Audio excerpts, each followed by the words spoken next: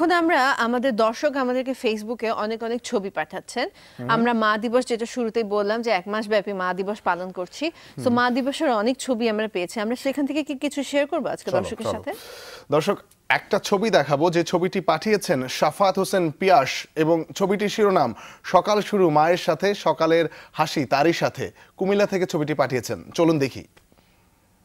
মধুর আমার মায়ের হাসি, চাঁদের মুখে ঝরে, মাকে মনে পড়ে আমার, মাকে মনে পড়ে।